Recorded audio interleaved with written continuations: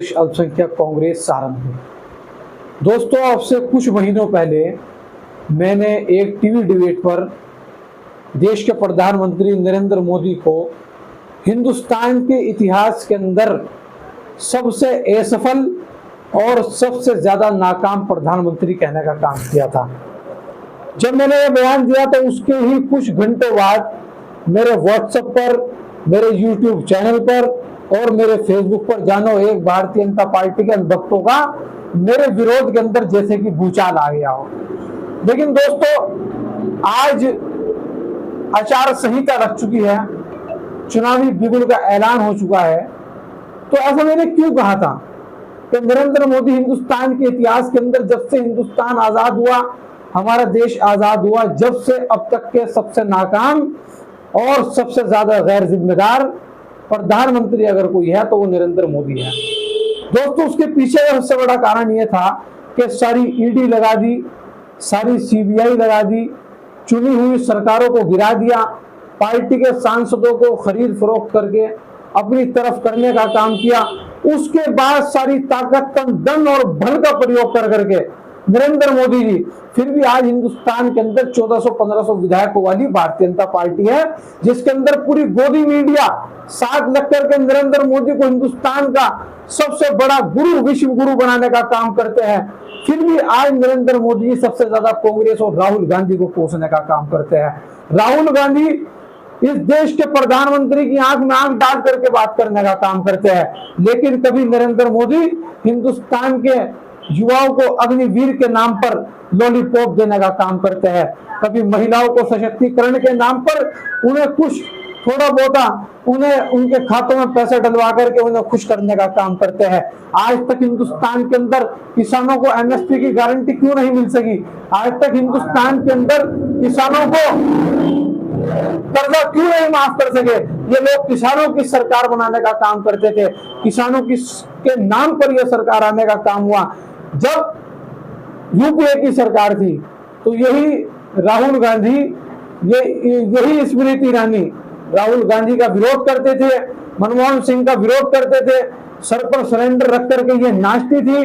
और आज इसी की सरकार के अंदर, आज ही एनडीए की सरकार के अंदर सिलेंडर इतना महंगा हो चुका है, पेट्रोल इतना महंगा हो चुका है, लोग बाग त्रस्त है, कभी ये एनआरसी के नाम पर, कभी ये सीए के नाम पर, कभी ये एनपीआर के नाम पर, कभी कि आज तक इस हिंदुस्तान की सरकार की जितने भी ये कानून लेकर के आए, आज तक इस कानून को इस देश की जनता क्यों नहीं समझ पाई? ये काले कानून लेकर के आए, इन्हें वो वापिस लेना पड़ा।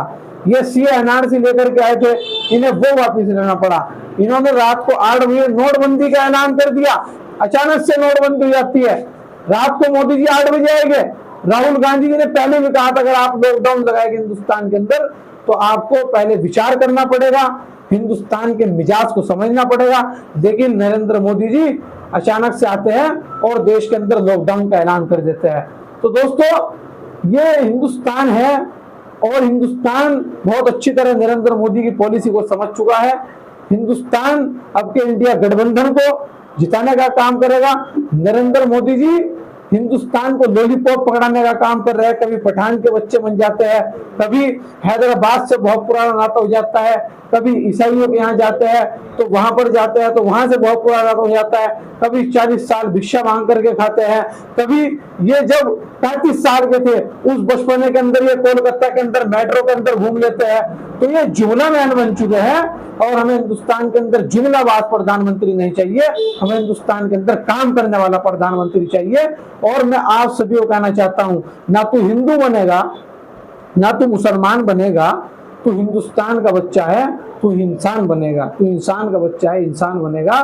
मोदी जी हिंदुस्तान के अंदर और भारतीय जनता पार्टी के लोग धार्मिक भावनाओं को भड़काने का काम कर रहे हैं।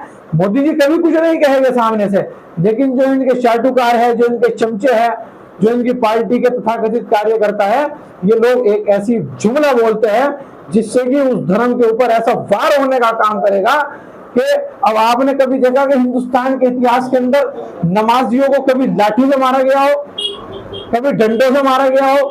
इनका ही गृह राज्य गुजरात, वहां पर यूनिवर्सिटी के अंदर जब नमाज पढ़ रहे थे लड़के रमजान के अंदर, तो उन पर लाठी चार्ज करने का काम किया।